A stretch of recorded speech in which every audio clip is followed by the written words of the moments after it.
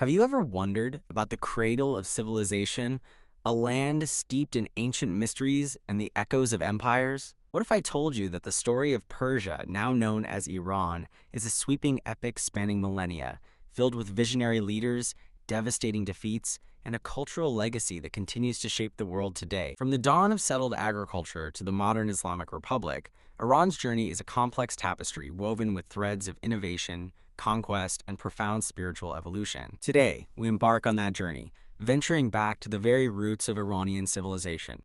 Our story begins not with kings and empires, but with the land itself. The Iranian Plateau, a vast expanse of mountains, deserts, and fertile plains, sits at the crossroads of Asia. For millennia, this region has been a bridge between East and West, a meeting point for diverse cultures, and a battleground for ambitious conquerors. Long before the rise of Persia, this land was home to numerous ancient civilizations, each leaving its mark on the region's identity. To truly understand the story of Iran, we must first delve into the prehistory of the region, a time when nomadic tribes roamed the plains and early settlements began to emerge. Archaeological evidence suggests human habitation on the Iranian plateau dates back tens of thousands of years. Caves like Bisiton and Kunik offer glimpses into the lives of Paleolithic hunter-gatherers, painting a picture of a world vastly different from the empires that would later rise. The Neolithic Revolution, the dawn of agriculture, marked a pivotal moment in the history of Iran.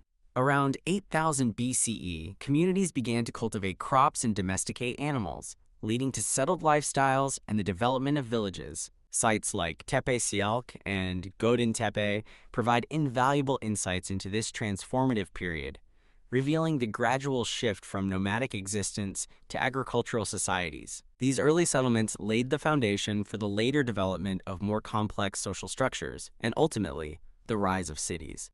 As villages grew and populations expanded, the need for organization and governance became increasingly apparent. Around the 4th millennium BCE, the first urban centers began to emerge in southwestern Iran, in the region of Elam. The Elamites, a non-Indo-European people, established a powerful kingdom with its capital at Susa. They developed a sophisticated writing system, a complex administrative structure, and a rich artistic tradition. The Elamite kingdom was a major player in the ancient Near East, interacting and competing with the powerful Mesopotamian civilizations to the west. They were contemporaries and rivals of the Sumerians, Akkadians, and Babylonians, and their history is intertwined with the rise and fall of these Mesopotamian powers. The Elamites were not the only civilization to flourish on the Iranian plateau during this period. In the northwest, the Manneans and the Medes began to coalesce as distinct groups. These Indo-European tribes migrated to the region from Central Asia, bringing with them their languages, customs, and beliefs. While the Elamites were establishing a sophisticated kingdom in the southwest, these Indo-European groups were slowly gaining influence in the north and west. The arrival of the Indo-European tribes would ultimately reshape the political and cultural landscape of Iran. Their languages would become the dominant languages of the region, and their cultural traditions would blend with those of the existing populations, creating a unique and vibrant Iranian identity. The Medes, in particular, would play a crucial role in the rise of the First Iranian Empire. But before we delve into the story of the Medes and the Persians, we must first understand the world they inherited, a world shaped by the ancient civilizations that had come before. The Late Bronze Age and Early Iron Age, roughly from the 2nd millennium BCE into the 1st, witnessed a period of significant upheaval and transformation across the Near East. The collapse of the Bronze Age empires, possibly triggered by climate change, migrations, and internal strife, created a power vacuum that allowed new players to emerge. It was during this tumultuous era that the Medes and the Persians solidified their presence on the Iranian plateau. The Medes, initially a collection of disparate tribes, gradually coalesced into a more unified kingdom centered in northwestern Iran, in the region known as Media. Their capital, Ekbatana, modern-day Hamadan, became a center of power and culture. Sources about the early Medes are scarce and often filtered through the accounts of their neighbors, particularly the Assyrians. Assyrian inscriptions from the 9th to 7th centuries BCE mention the Medes as a troublesome people, often raiding and challenging Assyrian control in the region. While the Medes were consolidating their power in the northwest, the Persians, another Indo-European group closely related to the Medes, were migrating into southwestern Iran, the region of Persis, modern-day Fars. They were initially under the control of the Medes, acknowledging their overlordship. The early history of the Persians is even more obscure than that of the Medes, with much of our knowledge coming from later Persian accounts and the records of their rivals. The Assyrian Empire, a dominant force in the Near East for centuries, reached its zenith in the 8th and 7th centuries BCE. Their brutal military campaigns and efficient administration allowed them to control a vast territory stretching from Egypt to Iran. However, Assyrian dominance was not to last. Their relentless expansion and oppressive rule fueled resentment among their subject peoples, creating the conditions for rebellion. The Medes, under the leadership of King Cyaxares, seized the opportunity to challenge Assyrian power. Cyaxares was a skilled military leader who reorganized the Median army, introducing new tactics and weaponry. He formed alliances with other disgruntled groups, including the Babylonians and the Scythians, to launch a coordinated attack against the Assyrian Empire. In 612 BCE, the Medes and their allies laid siege to Nineveh, the capital of Assyria. After a fierce battle, the city fell, marking the end of the Assyrian Empire.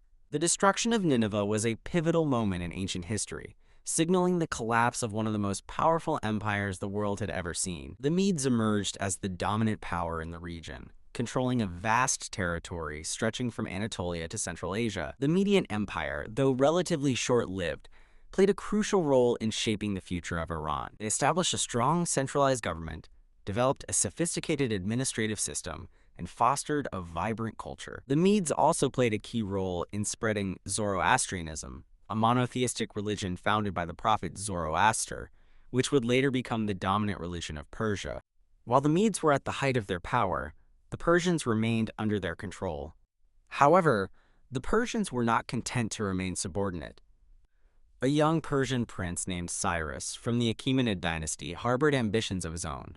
Cyrus was a charismatic and ambitious leader who saw an opportunity to overthrow the Median yoke and establish a new empire. Cyrus, known later as Cyrus the Great, was a descendant of Achaemenes, the founder of the Achaemenid dynasty. The Achaemenids were a Persian royal family who claimed descent from a legendary hero named Achaemenes. Cyrus's father, Cambyses I, was the king of Anshan, a small Persian kingdom under Median control.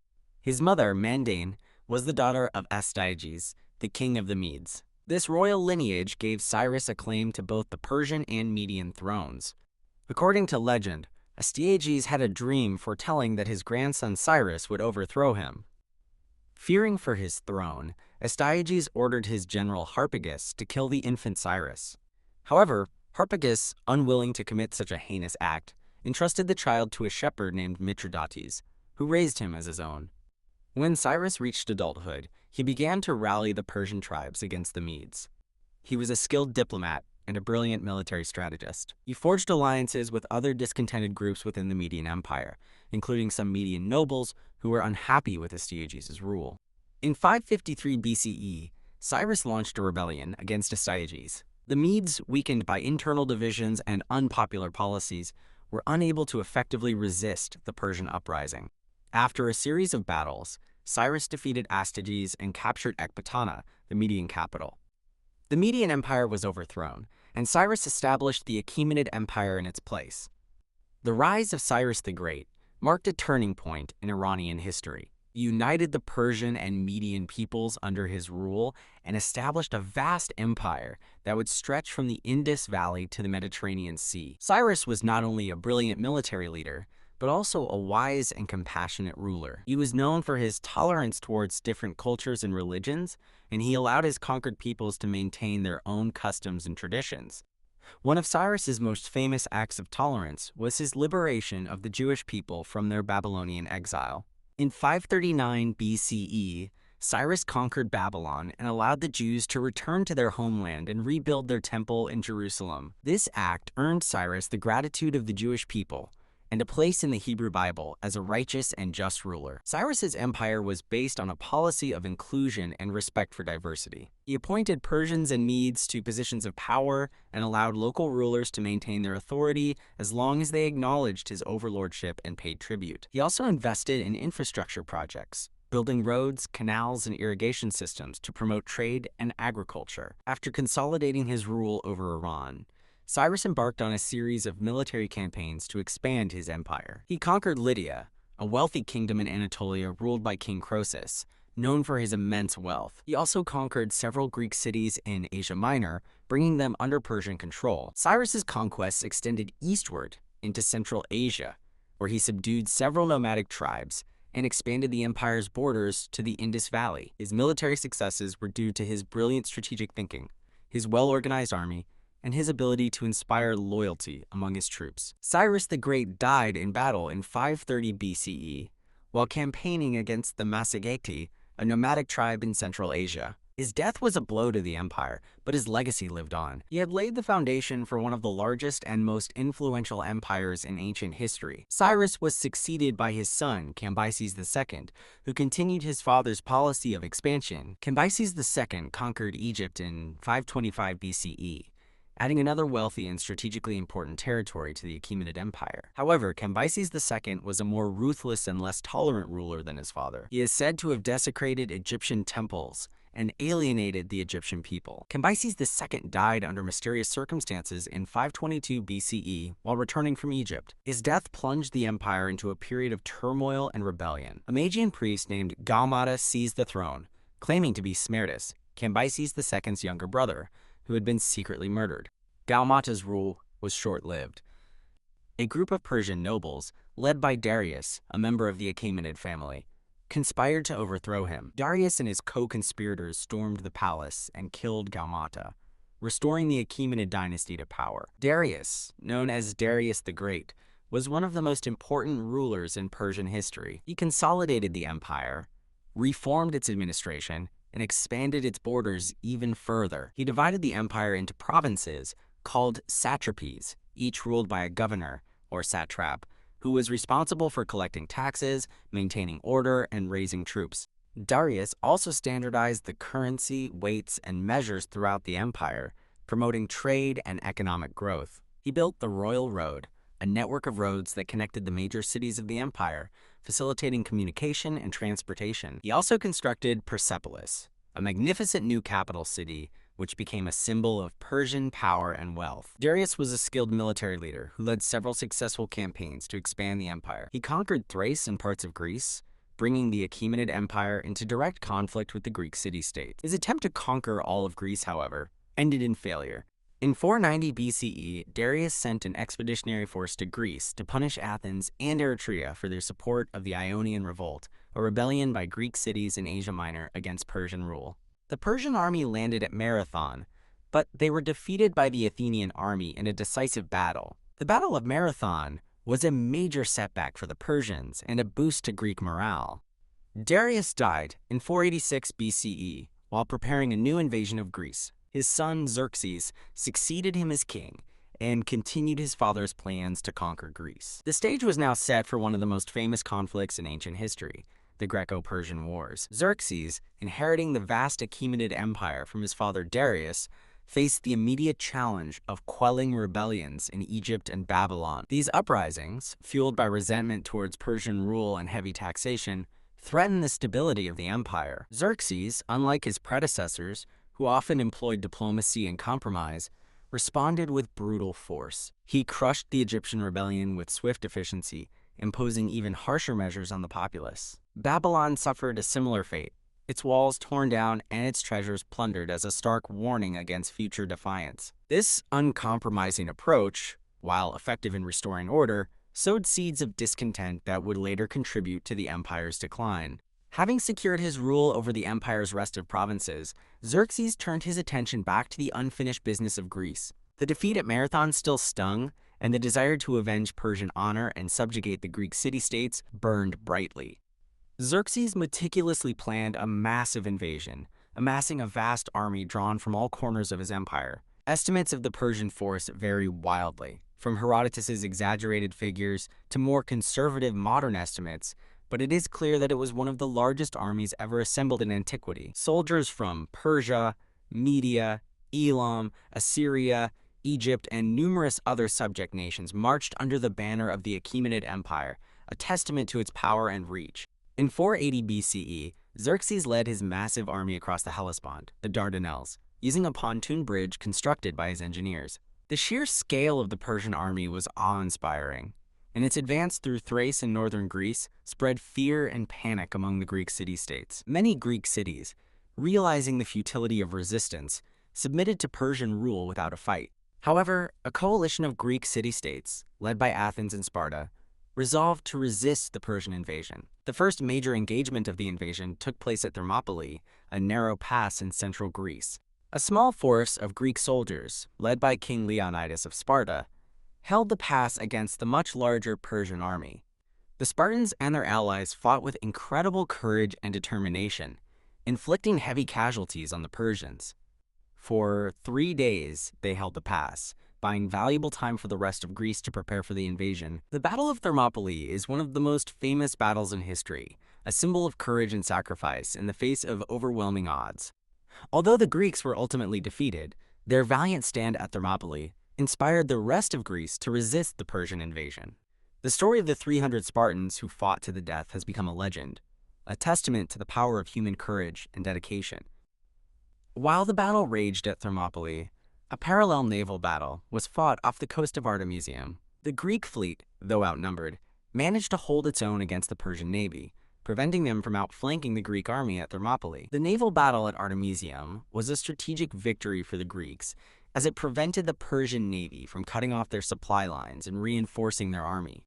After the fall of Thermopylae, the Persian army advanced into central Greece, capturing and sacking several cities, including Athens. The Athenian population was evacuated to the island of Salamis, leaving their city to be burned and pillaged by the Persians. The destruction of Athens was a devastating blow to the Greek cause, but it also strengthened their resolve to defeat the Persians. The fate of Greece hung in the balance. The Greek fleet, under the command of Themistocles of Athens, prepared to confront the Persian navy in the narrow straits of Salami. The Battle of Salamis was a crucial turning point in the Greco-Persian Wars. The Greek fleet, though smaller than the Persian fleet, was more maneuverable and better suited to fighting in the confined waters of the straits.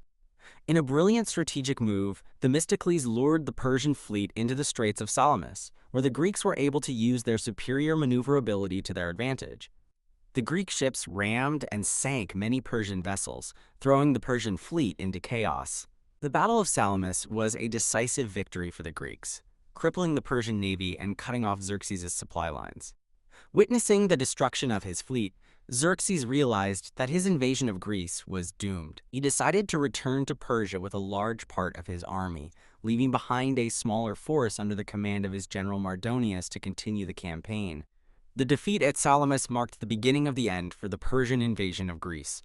In 479 BCE, the remaining Persian army under Mardonius was decisively defeated by the Greek army at the Battle of Plataea. The Battle of Plataea was the final land battle of the Greco-Persian Wars, and it secured Greek independence from Persian rule. On the same day as the Battle of Plataea, the Greek fleet defeated the remnants of the Persian fleet at the Battle of Mycale, effectively ending Persian naval power in the Aegean Sea. The failure of Xerxes' invasion of Greece had significant consequences for the Achaemenid Empire. It marked the end of Persian expansion into Europe and demonstrated the resilience of the Greek city-states. The Greeks, emboldened by their victory, launched a series of counterattacks against Persian territories in Asia Minor, further weakening the empire. The Greco-Persian Wars had a profound impact on both Greece and Persia. For Greece, the victory over Persia ushered in a golden age of Athenian democracy and cultural achievement. For Persia, the defeat marked the beginning of a slow decline, as internal conflicts and economic problems weakened the empire from within. After the disastrous campaign in Greece, Xerxes returned to Persia and focused on consolidating his rule and building projects. He continued the construction of Persepolis, adding new palaces and monuments to the city. However, his reign was marked by increasing internal strife and court intrigues. In 465 BCE, Xerxes was assassinated by his own guards, possibly as part of a palace coup. His death plunged the empire into another period of turmoil, as rival factions vied for the throne. Xerxes' reign, though marked by the ambitious invasion of Greece, ultimately ended in failure and instability. Xerxes was succeeded by his son, Artaxerxes I, who faced the daunting task of restoring order to the empire. Artaxerxes I inherited a weakened empire, plagued by internal rebellions and external threats. He had to contend with revolts in Egypt and Syria, as well as continued Greek incursions into Persian territory. Artaxerxes I adopted a more conciliatory approach than his father, seeking to resolve conflicts through diplomacy rather than force. He negotiated a peace treaty with the Greeks, known as the Peace of Callias, which formally recognized the independence of the Greek city-states and ended the Greco-Persian Wars. The Peace of Callias marked a significant turning point in the relationship between Greece and Persia, ushering in a period of relative peace and cooperation. Artaxerxes I also focused on strengthening the empire's administration and economy. He implemented reforms to improve tax collection and promote trade. He also supported the development of infrastructure, building roads and canals to facilitate communication and transportation. Artaxerxes I's reign was a period of relative stability and prosperity for the Achaemenid Empire. He managed to quell internal rebellions, negotiate peace with the Greeks, and strengthen the empire's administration and economy. However, the empire continued to face challenges from within and without, and the seeds of its eventual decline had already been sown. After Artaxerxes I's death, the Achaemenid Empire experienced a period of decline and instability. A series of weak and ineffective rulers ascended the throne, and the empire was plagued by internal conflicts and court intrigues. The satraps, the governors of the provinces, became increasingly independent, challenging the authority of the central government. The Achaemenid Empire's vast size and diverse population also contributed to its instability. The empire encompassed a wide range of cultures, religions, and languages, making it difficult to maintain unity and cohesion. The heavy taxation imposed by the central government fueled resentment among the subject peoples, leading to rebellions and unrest. The Achaemenid Empire also faced increasing external threats. The Greek city-states, emboldened by their victory in the Greco-Persian Wars, continued to harass Persian territories in Asia Minor. The rise of Macedon under Philip II posed a new and even greater threat to the empire. Philip II of Macedon, a brilliant military leader and shrewd politician, united the Greek city-states under his rule and prepared to launch an invasion of the Achaemenid Empire. However, Philip II was assassinated in 336 BCE before he could carry out his plans. His son, Alexander the Great, inherited his father's ambition and his well-trained army. Alexander the Great was one of the most brilliant military commanders in history. He launched an invasion of the Achaemenid Empire in 334 BCE, leading his army across the Hellespont and into Asia Minor. Alexander's army was relatively small compared to the Persian army, but it was highly disciplined and well-equipped. Alexander won a series of decisive victories against the Persians, including the Battle of Granicus River in 334 BCE, the Battle of Issus in 333 BCE, and the Battle of Gaugamela in 331 BCE. These victories shattered Persian power and opened the way for Alexander to conquer the entire Achaemenid Empire. In 330 BCE, Alexander captured Persepolis, the capital of the Achaemenid Empire, and burned it to the ground. The burning of Persepolis was a symbolic act, marking the end of the Achaemenid Empire and the beginning of a new era in Iranian history. Darius III, the last Achaemenid king, was assassinated by his own satraps, bringing the Achaemenid dynasty to an end. Alexander the Great's conquest of the Achaemenid Empire marked the end of Persian independence and the beginning of Hellenistic rule in Iran. The Achaemenid Empire, which had dominated the Near East for over 2 centuries, was replaced by the vast empire of Alexander the Great. The stage was set for a new chapter in the long and complex history of Iran. Alexander, though a conqueror, wasn't solely driven by destruction. He envisioned a fusion of Greek and Persian cultures, a new Hellenistic civilization that would blend the best of both worlds. He adopted Persian customs, wore Persian dress, and even encouraged his soldiers to marry Persian women. This policy of cultural integration, however, wasn't universally embraced by his Macedonian and Greek troops, who often resented the adoption of barbarian practices. After consolidating his control over Persia, Alexander continued his eastward expansion, pushing into Central Asia and the Indian subcontinent. He faced fierce resistance from local rulers and tribes, but his military genius and the discipline of his army allowed him to conquer vast territories. He established new cities throughout his empire, named Alexandria, many of which became centers of Greek culture and learning. Alexander's reign, however, was tragically short. In 323 BCE, at the age of 32, he died in Babylon, possibly from malaria, typhoid fever, or poisoning.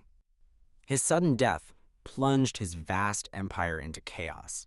With no clear successor, his generals, known as the Diadochi, fought amongst themselves for control of the empire. The Wars of the Diadochi lasted for decades, tearing apart Alexander's empire and resulting in the formation of several independent kingdoms. One of these kingdoms, the Seleucid Empire, emerged as the dominant power in Persia. The Seleucids, led by Seleucus I Nicator, one of Alexander's generals, controlled a vast territory stretching from Anatolia to the Indus Valley. The Seleucid Empire was a Hellenistic kingdom, meaning that it was ruled by Greeks and influenced by Greek culture. The Seleucids established Greek cities throughout their empire, promoted Greek language and learning, and built Greek-style temples and theaters. However, they also faced challenges in maintaining control over their diverse and geographically vast empire. The Iranian plateau, with its strong cultural identity and history of independence, proved to be a particularly difficult region for the Seleucids to control. The local Iranian population resented the foreign rule and the imposition of Greek culture. Over time, a new Iranian dynasty, the Parthians, began to rise in the northeast of Iran. The Parthians were a nomadic Iranian tribe who had migrated to the region from Central Asia. They were skilled horsemen and warriors, and they gradually gained control over the northeastern provinces of the Seleucid Empire. Under the leadership of their king, Arsaces I, the Parthians established an independent kingdom in the mid-3rd century BCE.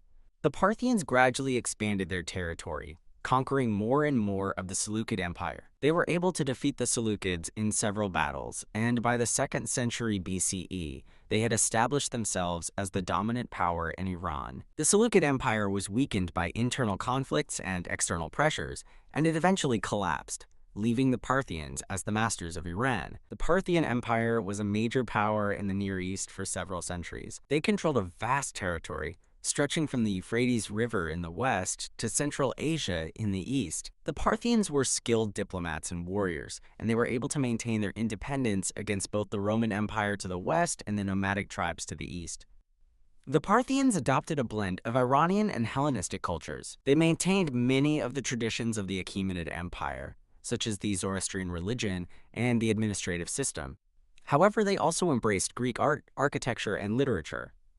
The Parthian Empire was a crossroads of cultures, a meeting point between East and West. One of the most important aspects of the Parthian Empire was its control of the Silk Road, the major trade route connecting China to the West. The Parthians profited greatly from the trade that passed through their territory, and they became wealthy and powerful. They built magnificent cities, such as Ctesiphon, which became their capital. The Parthian Empire was also known for its military prowess. The Parthian army was composed of heavily armored cavalry, known as cataphracts, and horse archers. The cataphracts were formidable warriors, and they were able to defeat the Roman legions in several battles. The horse archers were also highly effective, using their bows to harass and weaken the enemy. The Parthian Empire was a major rival of the Roman Empire for centuries. The two empires fought several wars, but neither was able to decisively defeat the other. The Parthians were able to maintain their independence, but they were constantly under pressure from the Romans. The Parthian Empire was eventually weakened by internal conflicts and external pressures. The empire was divided by rival factions, and it was constantly threatened by nomadic tribes from Central Asia. In the early 3rd century CE, a new Iranian dynasty, the Sasanian, rose in the southwest of Iran. The Sasanian, led by Ardashir I, rebelled against the Parthians and defeated them in several battles. In 224 CE, Ardashir I captured Ctesiphon, the Parthian capital, and overthrew the Parthian Empire. The Sasanian Empire was established in its place, marking the beginning of a new era in Iranian history. The Sasanian Empire, named after Sasan, an ancestor of Ardashir I, ushered in a period of renewed Iranian power and cultural flourishing. The Sasanians saw themselves as the successors to the Achaemenid Empire and sought to revive the glories of the past. They established a strong, centralized government, promoted Zoroastrianism as the state religion, and patronized the arts and sciences. The Sasanian Empire was a major power in the Near East for over 4 centuries. They controlled a vast territory stretching from the Euphrates River in the west to Central Asia in the east. The Sasanians were skilled diplomats and warriors, and they were able to maintain their independence against both the Roman Empire, later the Byzantine Empire, to the west, and the nomadic tribes to the east. The Sasanians established a rigid social hierarchy with the priests, warriors, and scribes at the top, and the peasants and artisans at the bottom. They also implemented a system of land ownership that favored the aristocracy. This social structure helped to maintain stability and order, but it also created inequalities and resentment. Zoroastrianism played a central role in Sasanian society. The Sasanian kings saw themselves as protectors of the Zoroastrian faith, and they supported the construction of temples and the promotion of Zoroastrian teachings. Zoroastrianism became a unifying force in the empire, helping to create a sense of shared identity and culture. The Sasanian Empire was also a major center of learning and culture. The Sasanians patronized scholars and artists, and they supported the translation of Greek and Indian texts into Persian. They established schools and libraries, and they promoted the development of science, medicine, and philosophy. The Sasanian army was one of the most formidable in the world. It was composed of heavily armored cavalry, including the elite cataphracts and clubinarii and infantry. The Sasanian army was able to defeat the Roman legions in several battles, and it was a major factor in the empire's success. The Sasanian Empire was a major rival of the Roman Empire, later the Byzantine Empire, for centuries. The two empires fought several wars, but neither was able to decisively defeat the other. The Sasanians were able to maintain their independence, but they were constantly under pressure from the Romans. One of the most notable Sasanian rulers was Shapur I, who reigned in the 3rd century CE. Shapur I defeated the Roman Emperor Valerian in battle and captured him, a humiliating defeat for the Roman Empire. Shapur I also expanded the Sasanian Empire eastward, conquering territories in Central Asia. Another important Sasanian ruler was Khosrow I, also known as Anushirvan the Just, who reigned in the 6th century CE. Khosrow I implemented a series of reforms to improve the empire's administration, economy, and military. He also patronized the arts and sciences, and his reign is considered to be a golden age of Sasanian culture. The Sasanian Empire reached its peak under Khosrow II, who reigned in the late 6th and early 7th centuries CE. Khosrow II launched a series of successful military campaigns against the Byzantine Empire, conquering territories in Syria, Palestine, and Egypt. He came close to capturing Constantinople, the Byzantine capital, but he was ultimately defeated by the Byzantine Emperor Heraclius. The wars between the Sasanian and Byzantine empires weakened both empires, leaving them vulnerable to new threats. In the 7th century CE, a new force emerged from the Arabian Peninsula, Islam. The Muslim Arabs, united under the banner of Islam, launched a series of conquests that would dramatically reshape the political and religious landscape of the Near East. The Sasanian Empire was one of the first targets of the Muslim conquests. In the 630s CE, the Muslim Arabs invaded Persia and defeated the Sasanian army in several battles. The Sasanian Empire, weakened by decades of war with the Byzantines, was unable to effectively resist the Muslim invasion. In 642 CE, the Muslim Arabs won a decisive victory against the Sasanian army at the Battle of Nahavand. The Battle of Nahavand marked the end of the Sasanian Empire. The last Sasanian king, Yazdegerd III, fled to Central Asia, where he was eventually assassinated. The Muslim conquest of Persia brought an end to Zoroastrian rule and the beginning of a new era in Iranian history. Islam gradually became the dominant religion of Persia, and the Arabic language and culture began to influence Iranian society. The Sasanian Empire, which had dominated the Near East for over 4 centuries, was replaced by the Islamic Caliphate. The fall of the Sasanian Empire to the Rashidun Caliphate marked a profound turning point in Iranian history, ushering in an era of significant cultural, religious, and political transformation. The transition, however, was not immediate or universally embraced. While the Sasanian military was decisively defeated at Nahavand, pockets of resistance persisted for years, particularly in remote mountainous regions and among staunch Zoroastrian communities. The initial Arab approach was often pragmatic, focusing on establishing political control and extracting tribute rather than forcing mass conversions. This allowed existing social structures and administrative systems to largely remain intact, at least in the short term. The early Islamic period in Iran witnessed a gradual integration of Persian society into the broader Islamic world. Arabic became the language of administration and law, and Islamic scholarship flourished. However, Persian language and culture did not disappear. Instead, they underwent a process of adaptation and synthesis incorporating Islamic elements while retaining their distinct identity. This fusion gave rise to a new Persian Islamic culture that would profoundly influence the development of Islamic civilization. The Umayyad Caliphate, which succeeded the Rashidun, faced challenges in governing its vast and diverse empire, including the newly conquered territories of Persia. The Umayyads, based in Damascus, were often perceived as favoring Arab elites, leading to resentment among non-Arab Muslims, known as Mawali. This resentment fueled various rebellions and movements, some of which had distinctly Iranian characteristics. One significant movement that emerged during the Umayyad period was the Shu'ubiyya movement. This was a literary and cultural movement that celebrated the virtues and achievements of non-Arab cultures, particularly Persian culture, and challenged the perceived Arab superiority. The Shu'ubiyya movement played a crucial role in preserving and promoting Persian language, literature, and traditions during a period of Arab dominance. The Abbasid Caliphate, which overthrew the Umayyads in 750 CE, initially enjoyed strong support from Persian populations. The Abbasids, unlike the Umayyads, embraced a more inclusive policy towards non-Arab Muslims, appointing Persians to high positions in the government and army. The Abbasid capital, Baghdad, became a major center of learning and culture, attracting scholars and artists from all over the Islamic world, including many from Persia. The early Abbasid period witnessed a golden age of Persian literature, science, and philosophy. Persian scholars made significant contributions to mathematics, astronomy, medicine, and other fields. The works of Persian scientists and philosophers, often translated into Arabic, had a profound influence on the development of Islamic and European thought. Figures like Muhammad ibn Musa al-Khwarizmi, a Persian mathematician who developed algebra, and Avicenna ibn Sina, a Persian physician and philosopher whose canon of medicine became a standard medical text for centuries, exemplify the intellectual achievements of this era.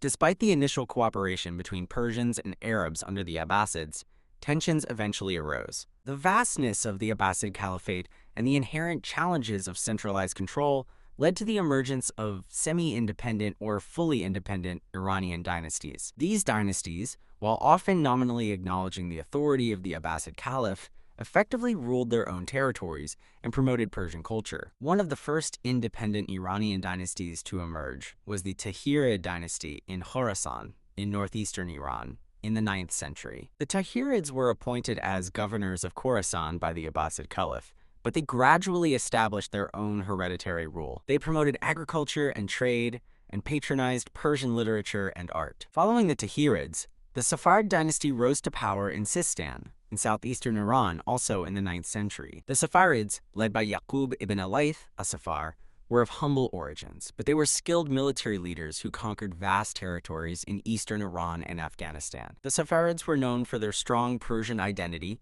and their opposition to Arab influence. Yaqub ibn Alayth famously declared that he did not understand Arabic and ordered that all poetry in his court be written in Persian. The Samanid dynasty, which emerged in Transoxiana, Central Asia, in the late 9th century, was one of the most important Iranian dynasties of the early Islamic period. The Samanids, of Persian origin, claimed descent from the Sasanian emperors. They ruled over a vast territory that included much of Central Asia and eastern Iran. The Samanid period is considered to be a golden age of Persian culture. The Samanids promoted Persian language and literature, and their court became a center of learning and artistic patronage. Many of the greatest Persian poets, such as Rudaki, the father of Persian poetry, lived during the Samanid era. The Samanids also supported the development of Persian prose, and important historical and scientific works were written in Persian during their reign. The Ghaznavid dynasty, which succeeded the Samanids in the late 10th century, was another important Iranian dynasty. The Ghaznavids, of Turkish origin but heavily Persianized, ruled over a vast empire that included much of Iran, Afghanistan, and northwestern India. The Ghaznavids were known for their military prowess and their patronage of Persian culture. The Ghaznavid court attracted many of the greatest Persian poets, such as Ferdowsi, the author of the Shahnameh, the Persian national epic. Ferdowsi's Shahnameh, completed in 1010 CE, is a monumental work of Persian literature that recounts the history of Iran from mythical times to the Islamic conquest. The Shahnameh played a crucial role in preserving and promoting Persian identity and culture during a period of foreign rule. While the Ghaznavids were powerful rulers, their empire was eventually challenged by the Seljuk Turks, another group of Turkish nomads who had migrated from Central Asia. The Seljuks, who had converted to Islam, gradually conquered much of Iran in the 11th century. The Seljuk Empire, though ruled by Turks, had a profound impact on Persian culture and society. The Seljuks adopted Persian as the language of administration and culture, and they patronized Persian scholars and artists. The Seljuk period witnessed a revival of Sunni Islam in Iran, and many important religious schools and institutions were established during this time. One of the most important figures of the Seljuk period was Nizam al-Mulk, a Persian vizier who served under the Seljuk sultans Alp Arslan and Malik Shah. Nizam al-Mulk was a skilled administrator and a patron of learning. He established a network of religious schools, known as Nizamiyas, throughout the Seljuk Empire. These schools played a crucial role in promoting Sunni Islam and training future generations of scholars and administrators. The Seljuk Empire eventually fragmented into several smaller states, and Iran was once again divided among various rulers. However, the Seljuk period left a lasting legacy on Persian culture and society. The Seljuks helped to revive Sunni Islam in Iran, promoted Persian language and literature, and fostered a vibrant intellectual and artistic environment. In the 12th and 13th centuries, Iran faced a new and devastating threat: the Mongol invasions. The Mongols, led by Genghis Khan, swept across Central Asia and into Iran, conquering and destroying cities and massacring populations. The Mongol invasions were a catastrophe for Iran, causing widespread destruction and disrupting the country's economy and social fabric. The Mongol conquest of Iran was a brutal and destructive event. Cities like Merv, Nishapur, and Rey were completely destroyed, and their populations were massacred. The irrigation systems that had sustained agriculture in Iran for centuries were destroyed, leading to widespread famine. The Mongol invasions had a devastating impact on Persian culture and society. After Genghis Khan's death, the Mongol Empire was divided among his sons and grandsons. Iran came under the rule of the Ilkhanate, a Mongol dynasty founded by Hulagu Khan, a grandson of Genghis Khan. The Ilkhanate ruled over Iran for over a century, and their rule had a significant impact on the country. The early Ilkhanid rulers were largely indifferent to Persian culture and Islam. They favored Mongol traditions and shamanistic beliefs. However, over time, the Ilkhanids gradually adopted Persian culture and converted to Islam. Ghazan Khan, who ruled from 1295 to 1304, was a particularly important Ilkhanid ruler. He converted to Islam and implemented a series of reforms to improve the administration and economy of Iran. Ghazan Khan's reign marked a turning point in the history of the Ilkhanate. He promoted agriculture, trade, and industry, and he patronized Persian scholars and artists. He also commissioned the construction of new buildings and infrastructure projects. Ghazan Khan's reforms helped to revive the Iranian economy and culture after the devastation of the Mongol invasions. The Ilkhanate period witnessed a revival of Persian art and architecture. The Ilkhanids commissioned the construction of magnificent mosques, palaces, and tombs, often incorporating Persian and Mongol elements. Persian miniature painting also flourished during this period, and many beautiful illuminated manuscripts were produced. The Ilkhanate Empire eventually disintegrated in the mid-14th century, and Iran was once again divided among various local rulers. One of the most important of these rulers was Timur, also known as Tamerlane, a Turkic conqueror who rose to power in Central Asia. Timur launched a series of military campaigns that conquered much of Persia, Central Asia, and the Middle East. Timur was a brilliant military leader, but he was also known for his cruelty and his destruction of cities and populations. His conquests caused widespread devastation and suffering. Despite his reputation for brutality,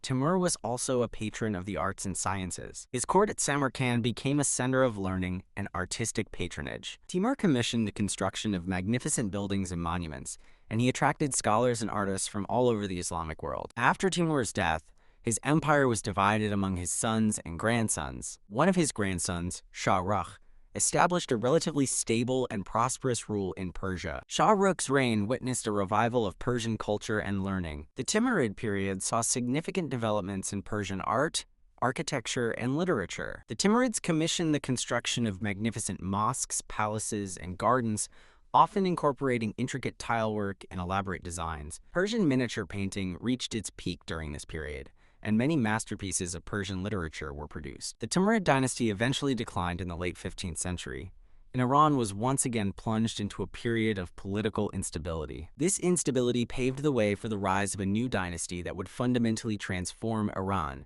the Safavids. The Safavids, unlike their predecessors, were not of foreign origin. They were a Persian dynasty with deep roots in Iranian Sufism, a mystical branch of Islam. Their rise to power marked a turning point in Iranian history, ushering in an era of religious and political unity and establishing Shia Islam as the dominant religion of Iran. The Safavid dynasty traced its origins back to Sheikh Safi al-Din Ardabili, a Sufi leader who lived in Ardabil in northwestern Iran in the 13th century. Sheikh Safi al-Din was a charismatic figure who attracted a large following of disciples. His descendants, known as the Safavids, continued to lead the Sufi order, which gained increasing influence over the centuries. Initially, the Safavids were Sunni Muslims, like the majority of the population in Iran. However, over time, they gradually adopted Shia Islam, specifically the Twelver Shia branch, which believes in 12 divinely appointed imams as the successors to the Prophet Muhammad. The conversion to Shia Islam was a gradual process,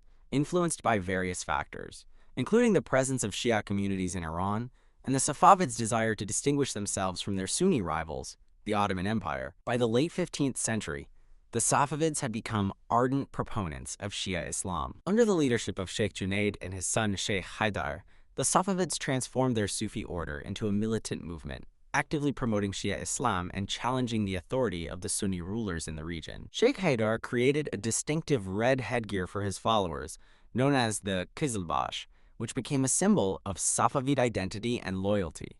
The Safavids' militant activities provoked the hostility of their neighbors, and Sheikh Haidar was killed in battle in 1488. However, his son, Ismail, inherited his father's ambition and his charismatic leadership. Ismail, at a young age, rallied the Kizilbash and launched a series of military campaigns to conquer Iran. In 1501, Ismail, at the age of 14, defeated the Aq Koyunlu, a Turkoman dynasty that controlled much of Iran and captured Tabriz, the capital. Ismail declared himself Shah of Iran, establishing the Safavid dynasty and marking the beginning of a new era in Iranian history. Shah Ismail I was a charismatic and ruthless ruler. He consolidated his power by suppressing rival dynasties and promoting Shia Islam as the state religion. He declared Twelver Shi'ism to be the official religion of Iran and ordered the conversion of the Sunni population. This policy was often enforced with violence, leading to widespread persecution of Sunnis and the destruction of Sunni mosques and institutions. Shah Ismail's religious policies had a profound and lasting impact on Iran. They created a strong sense of religious unity and identity, but they also led to sectarian conflict and tensions with Iran's Sunni neighbors, particularly the Ottoman Empire. The Safavid conversion of Iran to Shi'ism created a religious divide between Iran and the rest of the Islamic world, which persists to this day. The Safavids faced a major challenge from the Ottoman Empire, a powerful Sunni empire that controlled much of the Middle East. The Ottomans viewed the Safavids as a heretical threat to their dominance in the Islamic world. The two empires engaged in a series of wars for control of territory and influence.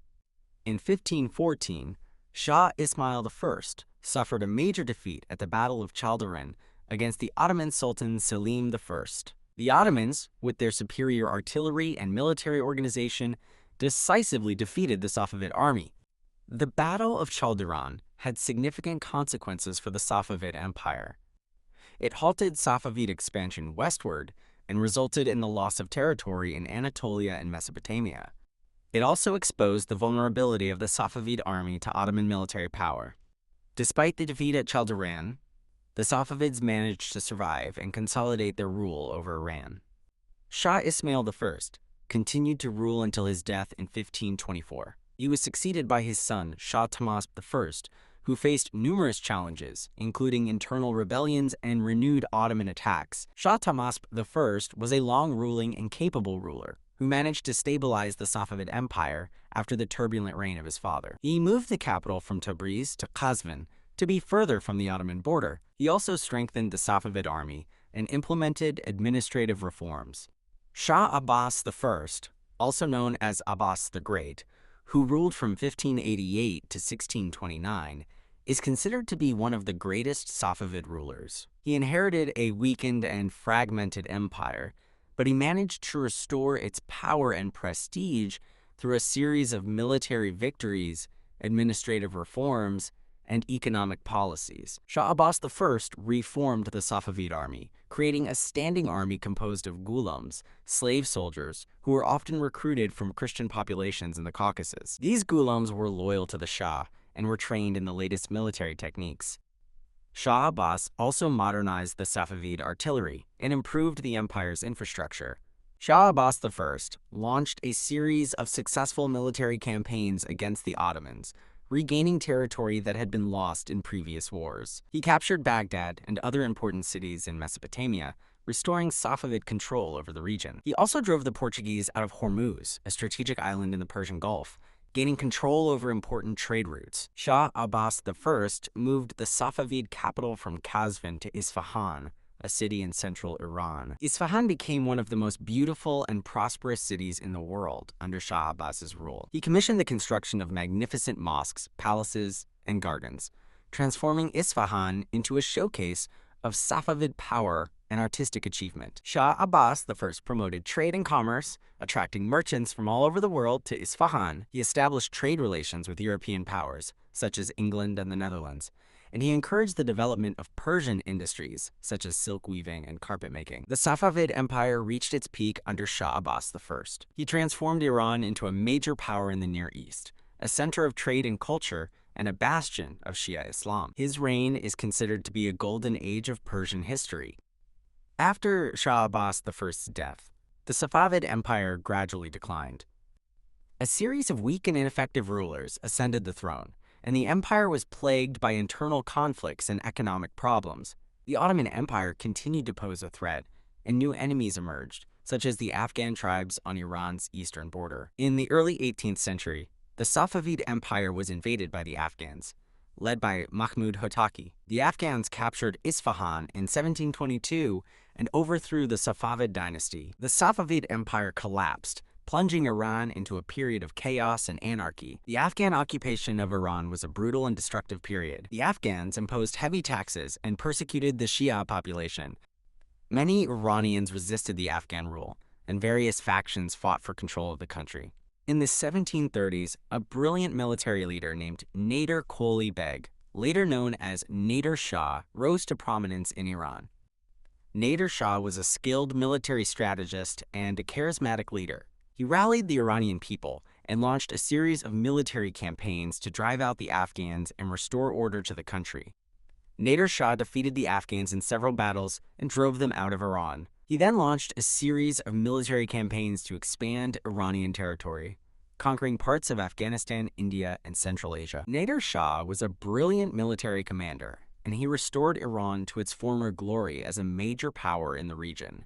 In 1736, Nader Shah deposed the last Safavid ruler and declared himself Shah of Iran, establishing the Afshari dynasty. Nader Shah was a powerful and ambitious ruler, but he was also known for his cruelty and his autocratic style of government. Nader Shah's military campaigns were costly, and they strained the Iranian economy. He imposed heavy taxes on the population to finance his wars, leading to widespread discontent. He also alienated many of his own followers with his increasingly tyrannical behavior. Nader Shah was assassinated in 1747 by his own officers. His death plunged Iran into another period of chaos and civil war. The Afsharid dynasty collapsed, and various factions fought for control of the country. After Nader Shah's death, Iran was plunged into a period of turmoil and civil war. Various local rulers and tribal leaders vied for power, and the country was divided among competing factions. This period of instability lasted for several decades, causing widespread destruction and suffering. Amidst this chaos, Karim Khan Zand, a leader of the Zand tribe, emerged as a dominant figure in southern Iran. Karim Khan, through a combination of military skill and diplomacy, gradually consolidated his control over much of the country. Unlike many other rulers of his time, Karim Khan eschewed the title of Shah, preferring to be known as Vakil Aroaya, Regent of the People. Karim Khan established Shiraz as his capital and embarked on a program of reconstruction and development. He patronized the arts and sciences, and his reign is considered to be a period of relative peace and prosperity. He built magnificent buildings in Shiraz, including the Vakil Mosque, the Vakil Bazaar, and the Arg of Karim Khan, which still stand today as testaments to his reign. Karim Khan's rule was characterized by justice and fairness. He was known for his accessibility to the common people and his efforts to protect their rights. He promoted trade and commerce, and he maintained friendly relations with foreign powers. Karim Khan's death in 1779 plunged Iran back into a period of civil war. His successors were unable to maintain control of the country, and various factions once again fought for power. The Zand dynasty gradually declined, and a new dynasty, the Qajars, emerged as the dominant force in Iran. The Qajars were a Turkic tribe who had long been present in Iran. They gradually gained influence in northern Iran, and, under the leadership of Aga Muhammad Khan, launched a series of military campaigns to conquer the entire country. Aga Muhammad Khan was a ruthless and ambitious leader who was determined to restore Iran to its former glory. Aga Muhammad Khan captured Shiraz in 1789, effectively ending the Zand dynasty. He then moved the capital to Tehran, which has remained the capital of Iran ever since. Aga Muhammad Khan was crowned Shah of Iran in 1796, establishing the Qajar dynasty. Aga Muhammad Khan was a harsh and autocratic ruler. He consolidated his power by suppressing rival factions and imposing strict control over the population. He was also known for his cruelty and his brutality towards his enemies. Aga Muhammad Khan was assassinated in 1797, but his successor, his nephew Fath Ali Shah, continued his policies. Fath Ali Shah ruled for over 3 decades and oversaw a period of relative peace and stability. However, his reign was also marked by increasing foreign influence in Iran.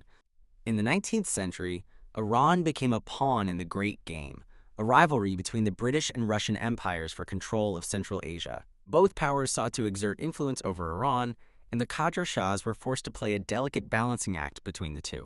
The British and Russians competed for economic and political influence in Iran, extracting concessions and interfering in Iranian affairs. Iran lost territory to both empires, including vast swaths of land in the Caucasus, to Russia. The Qajar Shahs were often weak and indecisive, and they were unable to resist foreign encroachment. The Qajar period also witnessed the rise of nationalist movements in Iran. Iranian intellectuals and reformers began to advocate for modernization and reform, seeking to strengthen Iran and resist foreign influence. They criticized the Qajar Shahs for their weakness and corruption, and they called for the establishment of a constitutional government.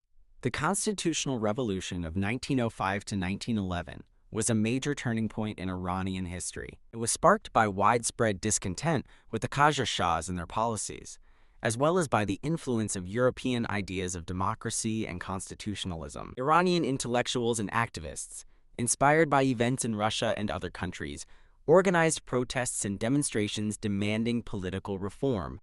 The Constitutional Revolution forced the Qajar Shah, Muzaffar ad-Din Shah, to grant a constitution and establish a parliament, known as the Majlis. The constitution limited the power of the Shah and established a system of representative government. The Constitutional Revolution was a major victory for the Iranian people, but it also led to a period of political instability and foreign interference. The British and Russians, fearing the rise of a strong and independent Iran, intervened in Iranian affairs to undermine the constitutional government. They supported rival factions and manipulated Iranian politics to their own advantage. The Constitutional Revolution was ultimately unsuccessful in establishing a stable and democratic government in Iran. During World War I, Iran declared its neutrality, but the country was occupied by British, Russian, and Ottoman troops. The war caused widespread suffering and economic hardship in Iran. The Qajar dynasty was further weakened by the war and its aftermath. In 1921, Reza Khan, an officer in the Persian Cossack Brigade, seized power in a coup d'etat.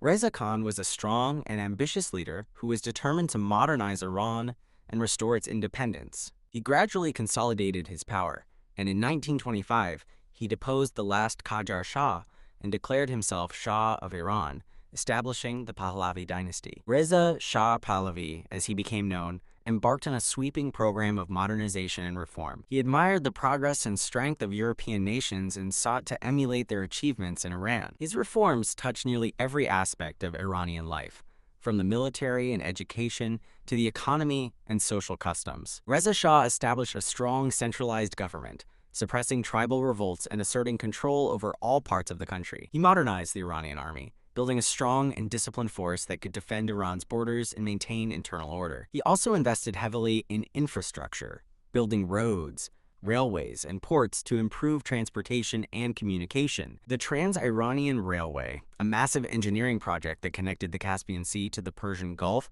was a particularly significant achievement of his reign. Reza Shah reformed the Iranian legal system, replacing Islamic law with a secular legal code based on European models. He also reformed the education system, establishing modern schools and universities and promoting secular education. He encouraged the adoption of Western dress and customs, banning traditional clothing such as the veil for women and the fez for men. Reza Shah's economic policies focused on promoting industrialization and reducing Iran's dependence on foreign powers. He established state-owned industries and encouraged private investment in manufacturing and agriculture. He also nationalized key resources, such as oil, to ensure that Iran benefited from its natural wealth. Reza Shah's reforms were often implemented in an authoritarian manner, and he brooked no opposition to his policies. He suppressed dissent and political opposition, and he established a cult of personality around himself. His modernization efforts, while bringing progress to Iran, also alienated some segments of the population, particularly the traditional religious establishment. Despite his authoritarian tendencies,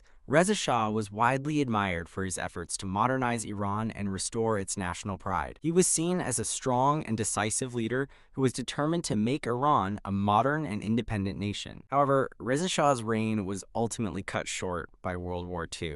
In 1941, British and Soviet forces invaded Iran to secure the country's oil resources and prevent them from falling into the hands of Nazi Germany. Reza Shah, who had maintained a neutral stance in the war but had been perceived as having pro-German sympathies, was forced to abdicate in favor of his son, Mohammad Reza Pahlavi. The Allied occupation of Iran during World War II had a profound impact on the country. It weakened the central government and led to a resurgence of political activity. Various political parties and movements emerged, including communist, nationalist, and Islamist groups. Mohammad Reza Pahlavi, the new Shah, was a much less assertive and decisive leader than his father. He initially ruled as a constitutional monarch, sharing power with the Majlis. However, he gradually consolidated his power over time, with the support of the United States and other Western powers. The post-World War II period in Iran was marked by political instability and economic challenges. The country struggled to recover from the war,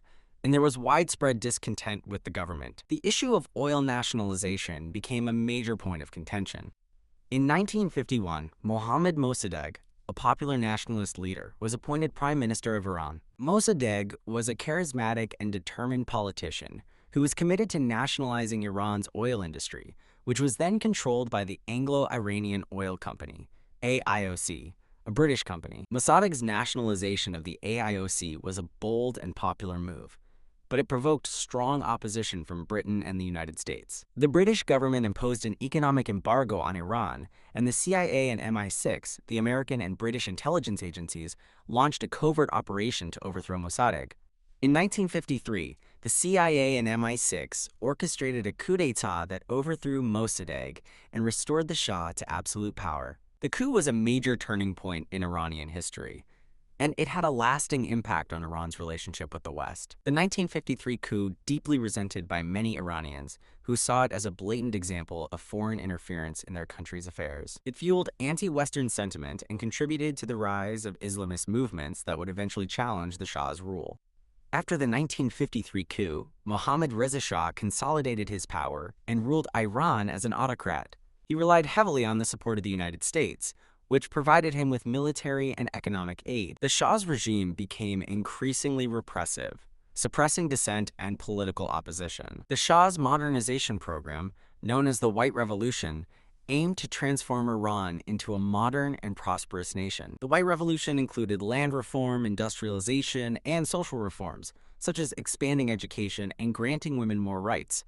While the White Revolution brought some progress to Iran, it also created new problems. Land reform disrupted traditional agricultural patterns and led to the migration of many peasants to the cities.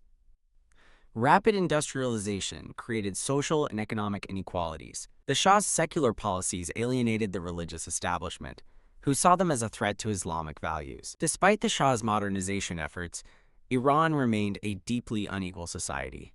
A small elite, closely connected to the Shah, controlled much of the country's wealth and power. Corruption was widespread, and there was little opportunity for ordinary Iranians to improve their lives.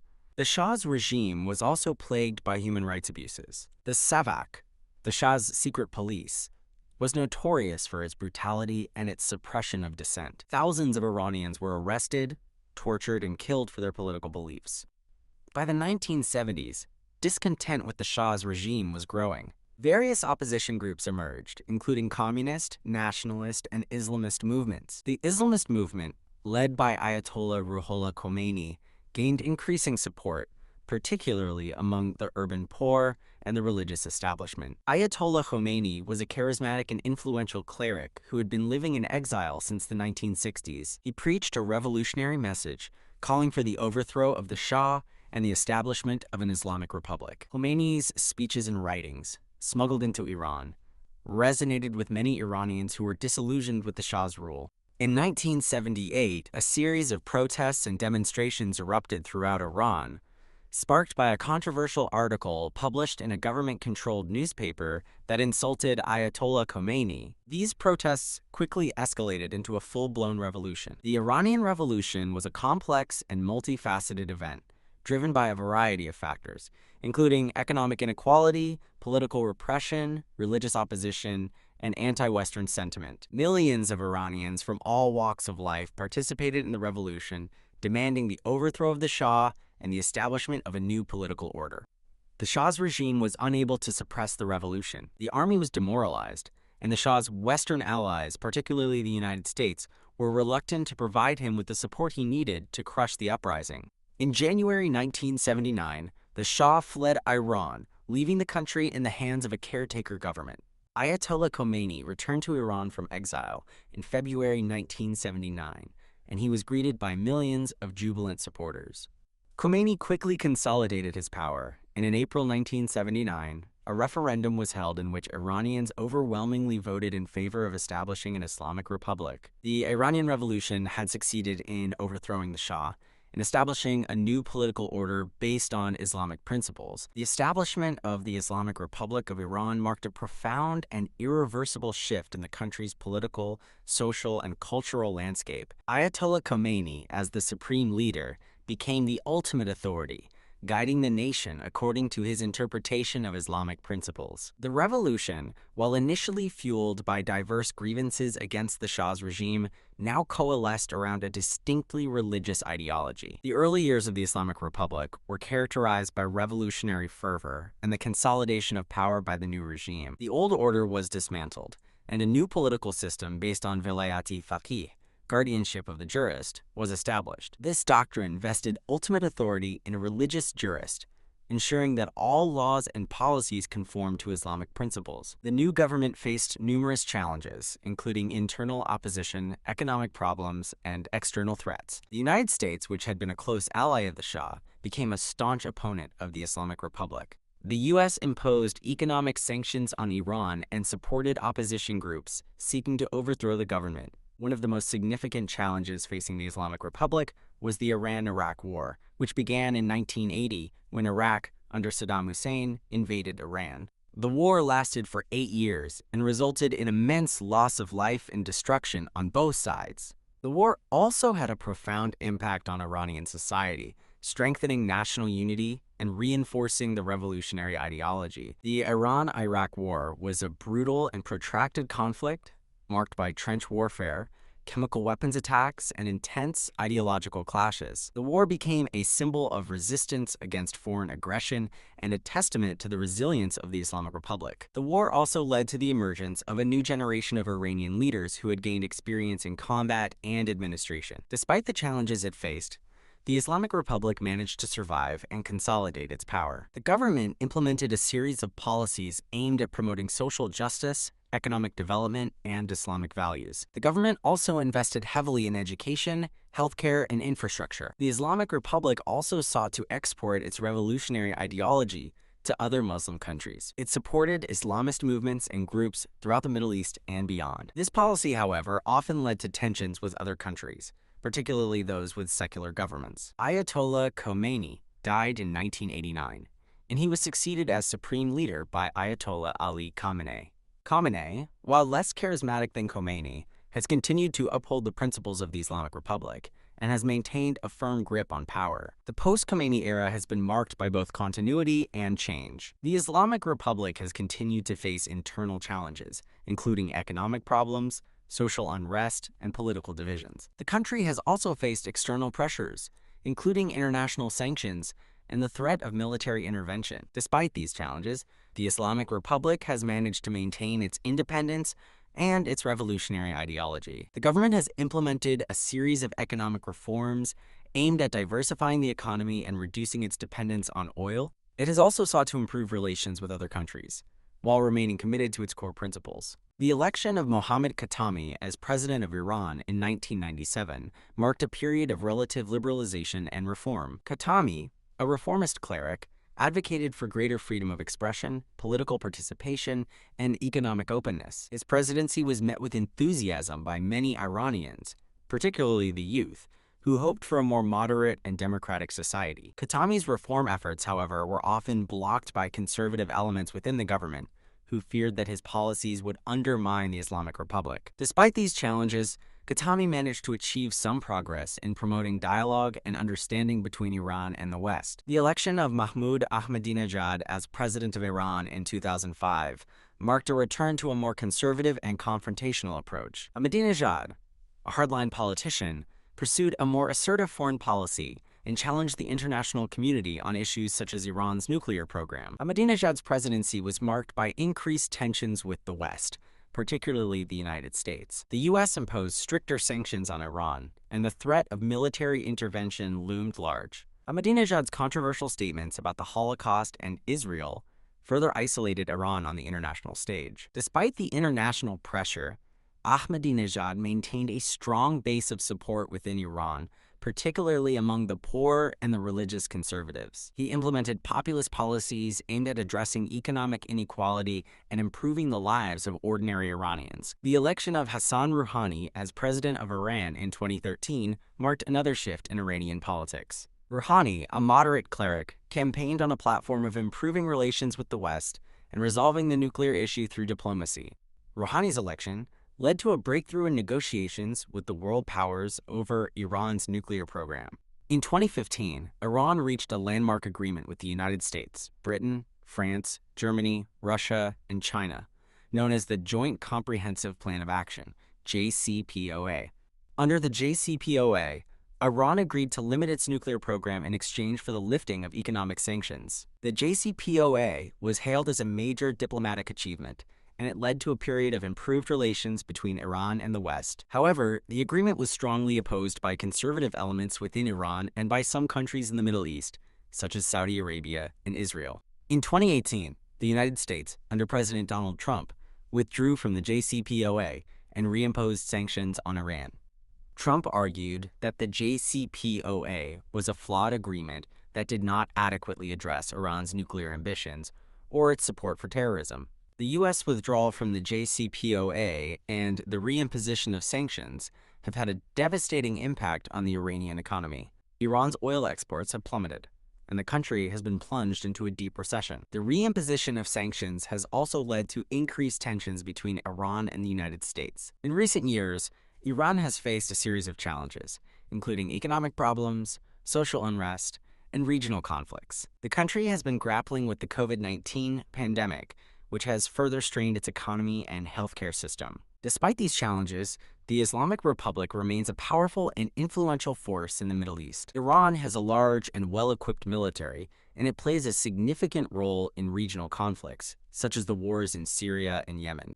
Iran also has a sophisticated nuclear program, which has raised concerns among the international community. The future of Iran remains uncertain. The country faces numerous challenges, both internal and external. The outcome of these challenges will depend on a variety of factors, including the political dynamics within Iran, the state of the Iranian economy, and the policies of the United States and other major powers. Iran's long and complex history has shaped its identity and its role in the world. From the ancient empires of Persia to the modern-day Islamic Republic, Iran has been a land of innovation, resilience, and cultural richness. The country's future will undoubtedly be influenced by its past as it navigates the challenges and opportunities of the 21st century. The intricate tapestry of Iranian history continues to be woven, with each new thread adding to its enduring complexity and captivating narrative. The 2020s present a complex and evolving picture of Iran. The nation continues to grapple with the economic fallout from international sanctions, while simultaneously navigating a turbulent regional landscape. Domestically, the tension between conservative religious values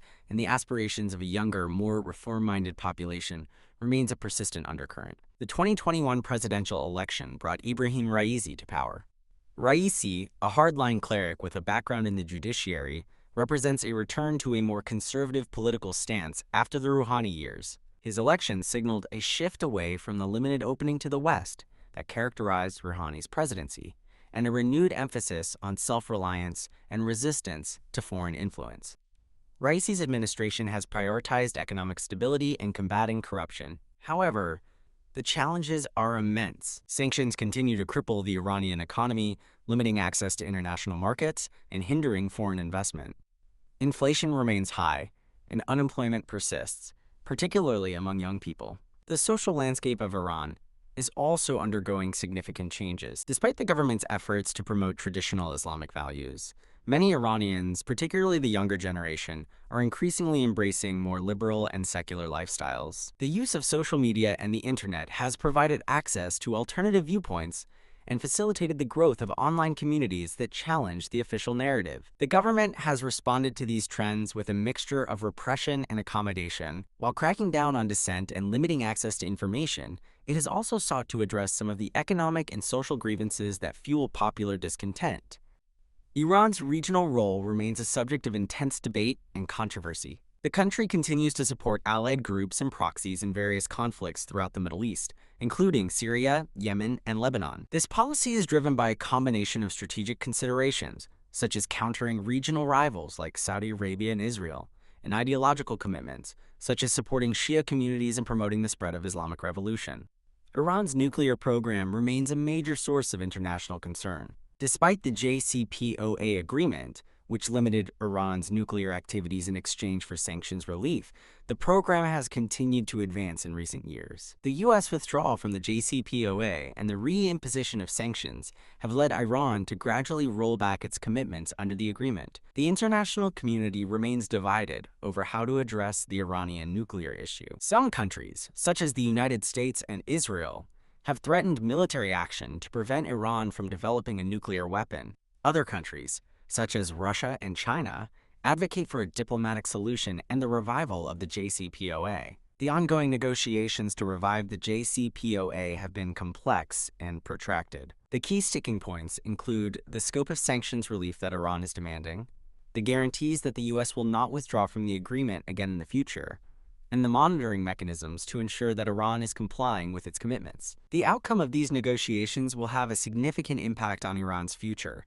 A successful revival of the JCPOA could provide Iran with much-needed economic relief and pave the way for improved relations with the West.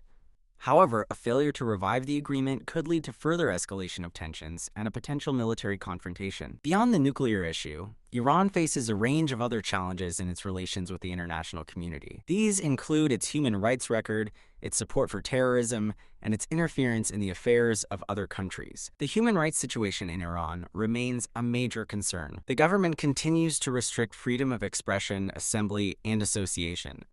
Political dissidents, journalists, and human rights activists are often arrested and imprisoned. The use of the death penalty is widespread, and there are concerns about due process and fair trial standards. Iran's support for terrorism is another source of international condemnation. The country is accused of providing financial and material support to various terrorist groups, including Hezbollah, Hamas, and Islamic Jihad. Iran denies these allegations, but its support for these groups is well documented. Iran's interference in the affairs of other countries is also a source of regional instability. Iran is accused of supporting Shia militias in Iraq, intervening in the Syrian civil war, and backing the Houthi rebels in Yemen. These actions have fueled sectarian tensions, and contributed to the ongoing conflicts in the Middle East. Looking ahead, Iran faces a number of critical choices. The country must decide how to address its economic challenges, how to manage its relations with the international community, and how to balance its revolutionary ideology with the aspirations of its people. The future of Iran will depend on the choices that its leaders make in the coming years. A more pragmatic and moderate approach could lead to improved relations with the West, greater economic prosperity, and a more open and democratic society. However, a more hardline and confrontational approach could lead to further isolation, economic hardship, and political instability. The Iranian people, with their rich history and their enduring spirit, will ultimately determine the future of their country. Their hopes, their dreams, and their struggles will shape the course of Iranian history in the years to come. The story of Iran is far from over. It continues to unfold, a testament to the enduring power of a nation and its people.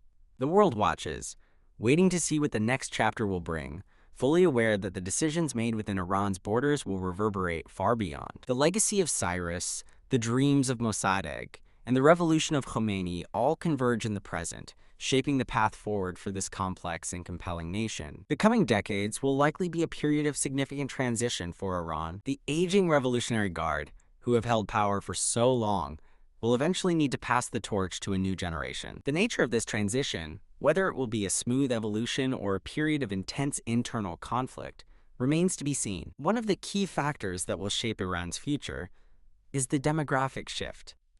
Iran has a large and growing youth population, many of whom are well-educated and connected to the world through the internet. This generation has different aspirations and expectations than their parents and grandparents. They are more likely to demand greater freedom, economic opportunity, and political participation. The government's ability to meet the needs and aspirations of this younger generation will be crucial to maintaining stability and preventing social unrest. If the government fails to address the economic and social grievances of the youth, it could face increasing challenges to its authority. Another important factor is the evolving regional landscape. The Middle East is a volatile and unpredictable region, and Iran is deeply involved in many of the conflicts and tensions that plague the area. The rise of new powers, the ongoing civil wars, and the sectarian divisions all pose challenges to Iran's security and influence.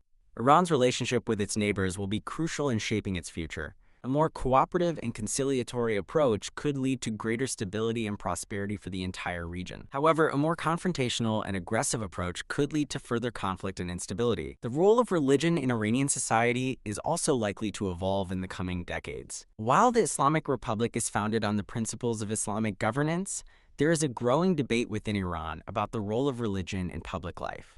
Many Iranians are calling for a more secular and democratic society, where individual freedoms are protected and religious minorities are treated equally. The government's response to these calls will be crucial in determining the future of Iranian society. A more tolerant and inclusive approach could lead to greater social harmony and national unity. However, a more repressive and discriminatory approach could lead to further division and discontent. The economic challenges facing Iran are also likely to persist in the coming decades. The country's dependence on oil revenues makes it vulnerable to fluctuations in global oil prices. The international sanctions continue to hinder economic growth and limit access to foreign investment. The government's ability to diversify the economy, attract foreign investment, and create jobs will be crucial to improving the living standards of ordinary Iranians. A more open and market-oriented approach could lead to greater economic prosperity. However, a more protectionist and state-controlled approach could lead to further stagnation and decline. The relationship between Iran and the United States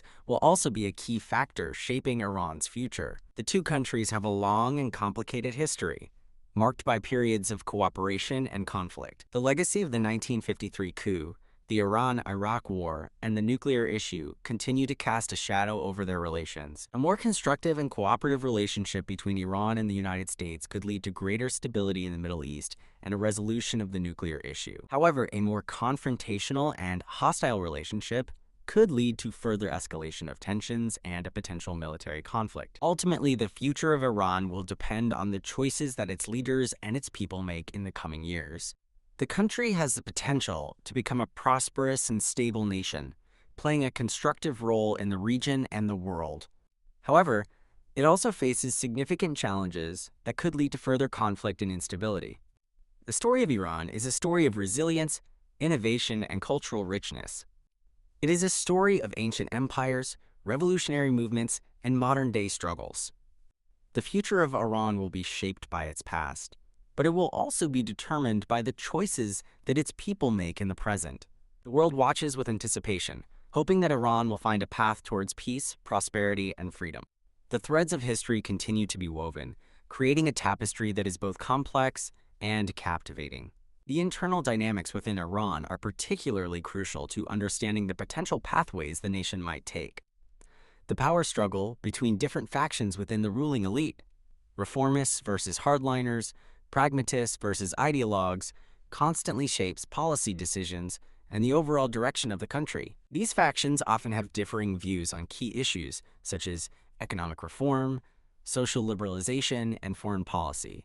The reformists, who tend to be more popular among the educated middle class and younger generation, advocate for greater openness, dialogue with the West, and economic reforms that would attract foreign investment and create jobs. They believe that Iran needs to adapt to the changing world and embrace a more moderate and pragmatic approach.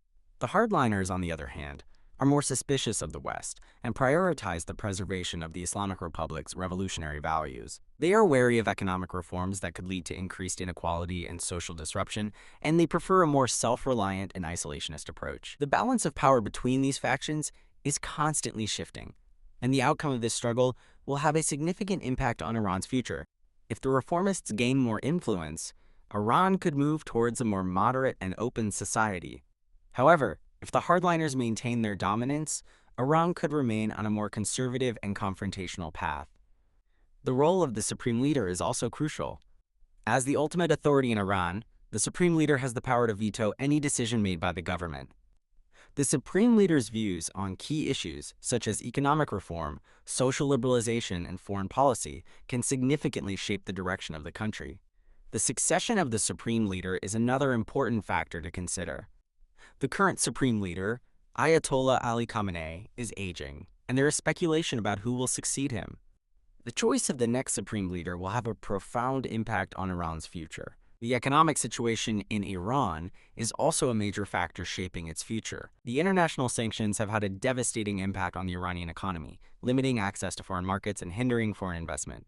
Inflation is high, unemployment is widespread, and many Iranians are struggling to make ends meet. The government's ability to address these economic challenges will be crucial to maintaining stability and preventing social unrest. If the government fails to improve the economic situation, it could face increasing challenges to its authority. The social and cultural changes taking place in Iran are also important to consider. The younger generation is increasingly embracing more liberal and secular lifestyles, and they are demanding greater freedom and opportunity. The government's ability to adapt to these changes will be crucial to maintaining social harmony and preventing cultural clashes. The regional security environment is another key factor shaping Iran's future. The Middle East is a volatile and unpredictable region, and Iran is deeply involved in many of the conflicts and tensions that plague the area. The rise of new powers, the ongoing civil wars, and the sectarian divisions all pose challenges to Iran's security and influence. Iran's relationship with its neighbors will be crucial in shaping its future. A more cooperative and conciliatory approach could lead to greater stability and prosperity for the entire region. However, a more confrontational and aggressive approach could lead to further conflict and instability. The international context also plays a significant role. The policies of the United States, the European Union, Russia, and China all have a major impact on Iran's future. The international sanctions, the nuclear issue, and the regional power dynamics all shape the choices that Iran makes. The future of Iran is uncertain, but it is also full of possibilities. The country has a rich history, a vibrant culture, and a resilient people. If Iran can overcome its internal divisions, address its economic challenges, and navigate the complex regional and international landscape, it has the potential to become a prosperous and stable nation, playing a constructive role in the world. The path forward will undoubtedly be complex, but the enduring spirit of Iran suggests a future still very much in the making. And that brings us to the present day. Iran, a nation steeped in history, continues to navigate a complex and ever-changing world. Its identity, forged through millennia of cultural exchange, imperial ambition, and revolutionary fervor, remains a potent force both domestically and internationally. The Islamic Republic, while facing numerous internal and external challenges, has proven remarkably resilient. Its political system, a unique blend of theocratic and democratic elements, continues to evolve, albeit often in unpredictable ways.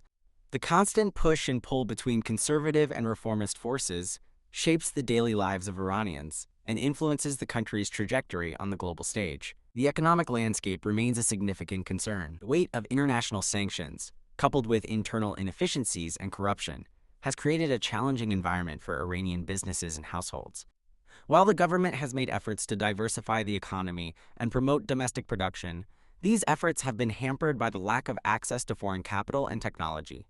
The social fabric of Iran is also undergoing constant transformation. The younger generation, increasingly connected to the world through technology, holds different values and aspirations than their elders. They yearn for greater freedom of expression, more economic opportunities, and a more open and tolerant society. The government faces the delicate task of balancing the demands of this younger generation with the conservative values that underpin the Islamic Republic. Iran's role in the region remains a source of contention. Its support for allied groups in countries like Syria, Lebanon, and Yemen has fueled regional conflicts and exacerbated sectarian tensions. Critics accuse Iran of meddling in the affairs of its neighbors and destabilizing the region, while Iran argues that it is merely defending its interests and supporting oppressed communities. The nuclear issue continues to be a major point of contention between Iran and the international community. While Iran maintains that its nuclear program is solely for peaceful purposes, concerns persist about its potential to develop nuclear weapons. The collapse of the JCPOA has further complicated the situation, leading to increased tensions and a renewed push for nuclear enrichment. The relationship between Iran and the United States remains fraught with animosity. Decades of mistrust and hostility stemming from the 1953 coup, the Iran-Iraq War, and the nuclear issue have created a deep chasm between the two countries. While there have been occasional attempts at dialogue and diplomacy, these efforts have often been derailed by political obstacles and mutual suspicion. Despite these challenges, Iran remains a nation of immense potential. Its strategic location, its rich natural resources, and its highly educated population provide a solid foundation for future growth and development. The country also boasts a vibrant cultural scene, with a thriving film industry, a rich literary tradition, and a deep appreciation for the arts.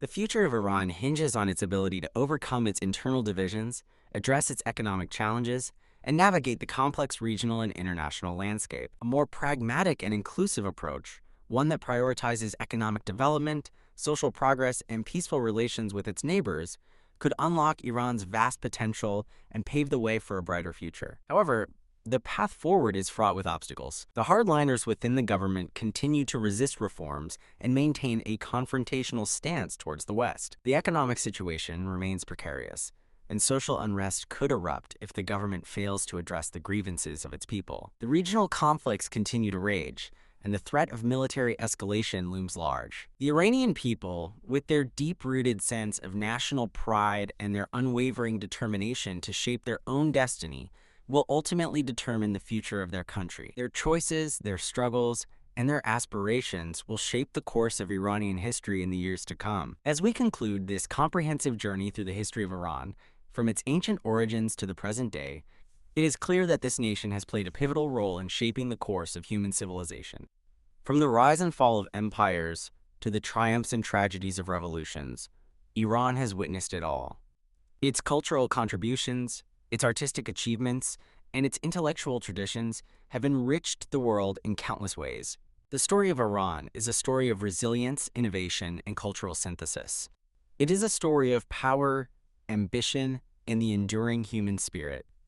It is a story that continues to unfold, with each new chapter adding to its complexity and captivating narrative. And so, we leave you with a deeper understanding of Iran, its past, its present, and its potential future. A nation that deserves to be viewed beyond the headlines, beyond the political rhetoric, and understood for its rich and multifaceted history. A nation that, despite its challenges, continues to inspire and captivate the world. The story of Iran is not just a history lesson. It's a reminder of the enduring power of culture, the complexities of political change, and the unwavering spirit of a people who have shaped the world in profound ways. From the ancient ziggurats to the modern-day struggles, Iran's journey is a testament to the human capacity for both greatness and resilience. As we look to the future, understanding this rich and complex history is essential for navigating the challenges and opportunities that lie ahead. It is a story that deserves to be told, and a story that deserves to be heard. The ongoing geopolitical tensions and the ever-present threat of conflict cast a long shadow over the country's prospects. The intricate web of alliances and rivalries in the Middle East, coupled with the involvement of global powers, makes Iran a key player in a high-stakes game. The future leadership of Iran will face the daunting task of balancing competing interests and navigating a complex web of domestic and international pressures. The ability to forge a national consensus on key issues, such as economic reform, social liberalization, and foreign policy, will be crucial to ensuring stability and progress.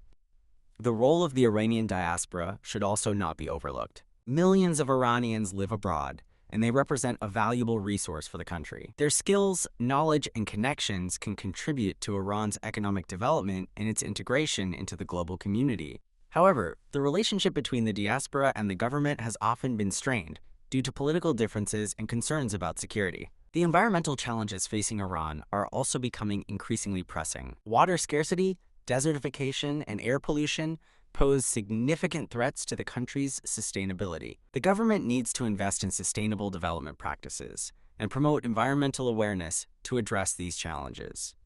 Technological advancements are also rapidly transforming Iranian society. The proliferation of smartphones and social media has created new opportunities for communication, education, and economic activity.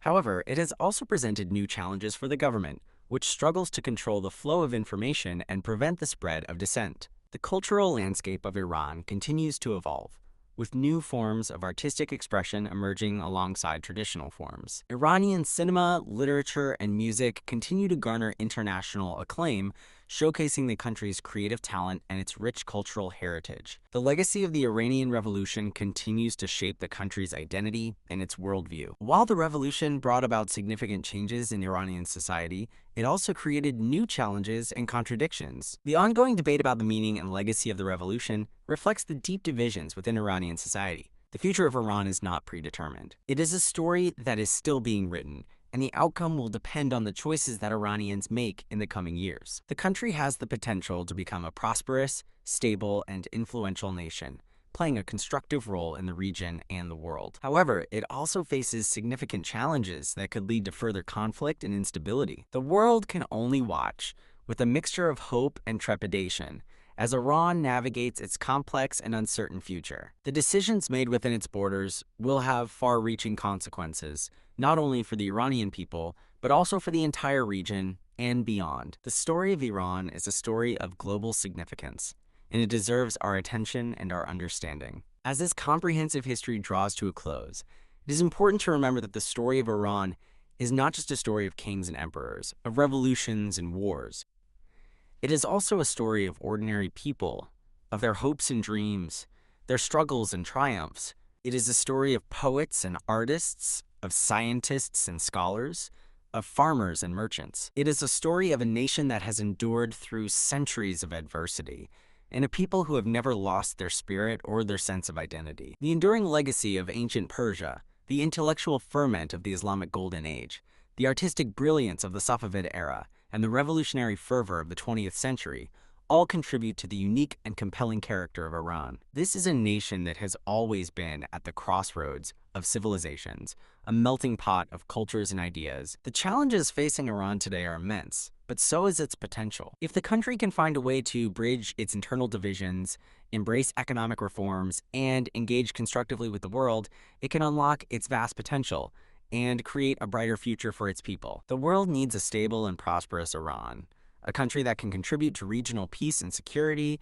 and a nation that can share its rich cultural heritage with the world. The story of Iran is a reminder of the importance of understanding different cultures, of respecting different perspectives, and of working together to build a more peaceful and just world. The narrative, however, cannot simply end on a note of cautious optimism. To truly understand Iran, one must acknowledge the deep-seated anxieties and uncertainties that persist beneath the surface. The legacy of foreign interference, the trauma of war, and the ongoing economic hardships have created a sense of vulnerability and a deep skepticism towards the outside world. The government's control over information and the suppression of dissent have also contributed to a climate of fear and self-censorship. Many Iranians are reluctant to express their true opinions, fearing the consequences of speaking out against the regime. The lack of transparency and accountability in the government has also eroded public trust.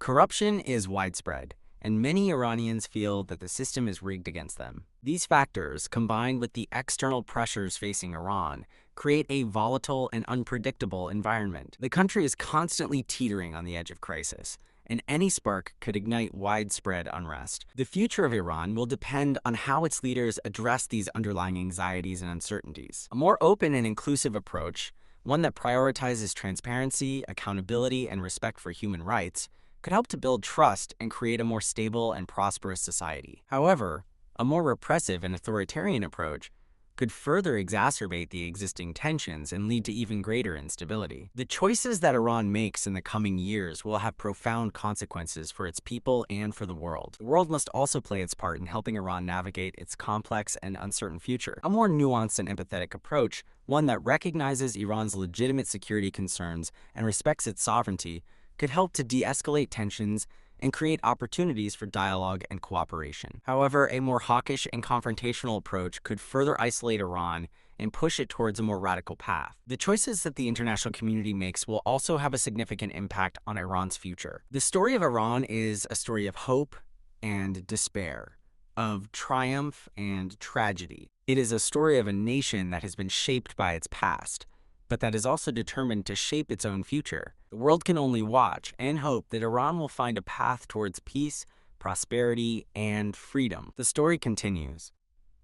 The role of women in Iranian society is a crucial aspect to consider when assessing the country's future trajectory. Since the revolution, women have made significant strides in education and professional life, despite facing legal and social discrimination. They constitute a large percentage of university graduates and are increasingly present in various fields, including medicine, engineering, and law. However, their participation in politics and leadership positions remains limited. Societal norms and legal restrictions continue to hinder their advancement and full integration into public life. The debate over women's rights is a constant undercurrent in Iranian society, with reformist voices advocating for greater equality and hardliners resisting any changes that challenge traditional gender roles. The government's policies on women's dress code, marriage, divorce, and child custody are often criticized by international human rights organizations. The mandatory hijab, in particular, has become a symbol of oppression for many Iranian women, who resent the imposition of religious norms on their personal choices.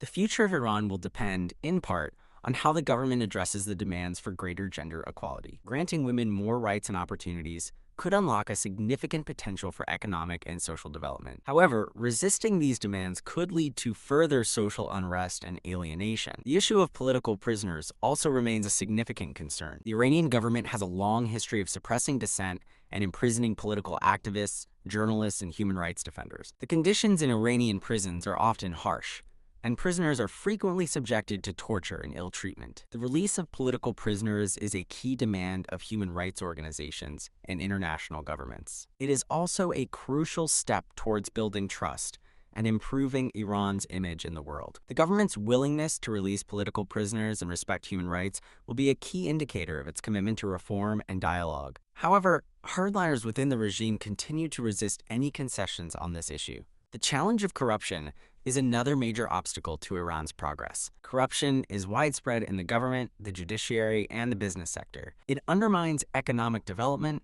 erodes public trust, and fuels social unrest. The government has made some efforts to combat corruption, but these efforts have been largely ineffective. The lack of transparency and accountability in the system makes it difficult to detect and prosecute corrupt officials. Addressing corruption will require a comprehensive approach that includes strengthening the rule of law, promoting transparency and accountability, and empowering civil society. However, hardliners within the regime continue to resist any reforms that could threaten their power and privilege. The brain drain is another significant challenge facing Iran. Many of the country's brightest and most talented individuals are emigrating to other countries in search of better opportunities. This brain drain is depriving Iran of the human capital it needs to develop its economy and modernize its society. The government needs to create a more attractive environment for talented individuals to stay in Iran. This includes improving economic opportunities, promoting freedom of expression, and respecting human rights. However, hardliners within the regime continue to resist any policies that could lead to greater openness and liberalization. The environmental crisis also poses a serious threat to Iran's future. Water scarcity, desertification, air pollution, and climate change are all having a devastating impact on the country's ecosystems and its economy. The government needs to invest in sustainable development practices and promote environmental awareness. This includes improving water management, reducing air pollution, and transitioning to a more sustainable energy system. However, hardliners within the regime often prioritize economic growth over environmental protection. The combination of these internal and external challenges makes Iran's future highly uncertain. The country is at a crossroads, and the choices it makes in the coming years will determine its destiny. The world can only hope that Iran will choose a path that leads to peace, prosperity, and freedom for its people. The story is far from over. It is a saga that is constantly evolving, with each new chapter adding to its complexity and its enduring appeal. It is a story that deserves to be followed closely, for it holds valuable lessons for us all. The rise of artificial intelligence and automation also presents both opportunities and challenges for Iran. These technologies could help to boost productivity, improve efficiency, and create new industries. However, they could also lead to job losses and increased inequality. The government needs to develop a strategy to manage the impact of AI and automation on the labor market. This includes investing in education and training to prepare workers for the jobs of the future and creating social safety nets to protect those who are displaced by technology. The cultural influence of Iran also extends far beyond its borders. Persian literature, art, music, and cuisine have had a profound impact on cultures around the world. The works of poets like Rumi, Hafez, and Saadi are read and admired by millions of people across the globe. Iranian cinema has won numerous awards at international film festivals, showcasing the country's creative talent and its rich cultural heritage. The preservation and promotion of Iranian culture is an important task for the government and for Iranian society as a whole. This includes supporting artists and cultural institutions, promoting cultural tourism, and protecting historical sites and monuments. The role of religion in Iranian society is constantly evolving. While the Islamic Republic is founded on the principles of Islamic governance, there is a growing diversity of religious beliefs and practices within the country. Many Iranians are questioning traditional interpretations of Islam and are seeking a more personal and spiritual connection with their faith.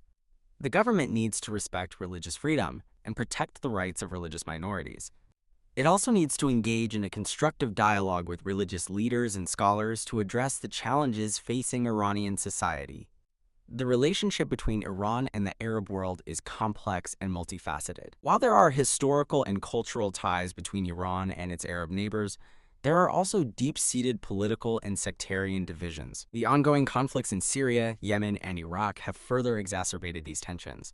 Iran needs to pursue a policy of peaceful coexistence and cooperation with its Arab neighbors.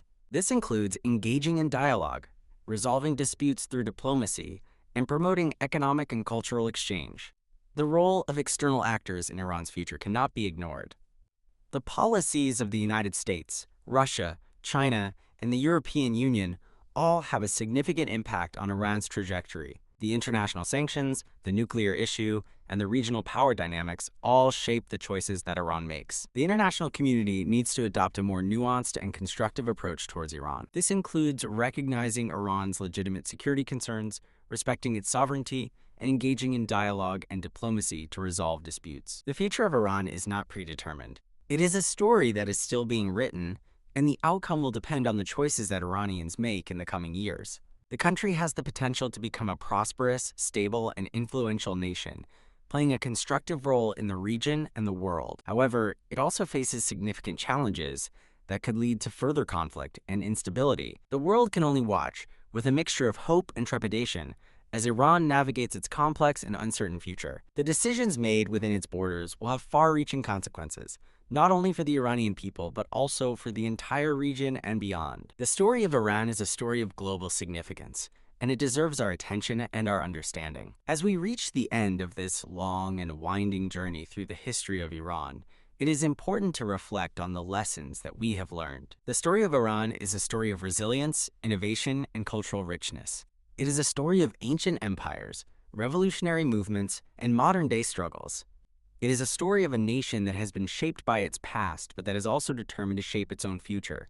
The enduring legacy of ancient Persia, the intellectual ferment of the Islamic Golden Age, the artistic brilliance of the Safavid era, and the revolutionary fervor of the 20th century all contribute to the unique and compelling character of Iran. This is a nation that has always been at the crossroads of civilizations, a melting pot of cultures and ideas. The challenges facing Iran today are immense, but so is its potential. If the country can find a way to bridge its internal divisions, address its economic challenges, and engage constructively with the world, it can unlock its vast potential and create a brighter future for its people. The world needs a stable and prosperous Iran, a country that can contribute to regional peace and security, and a nation that can share its rich cultural heritage with the world. The story of Iran is a reminder of the importance of understanding different cultures, of respecting different perspectives, and of working together to build a more peaceful and just world. It is a call for empathy, understanding, and a commitment to building a better future for all. The narrative has reached its current point,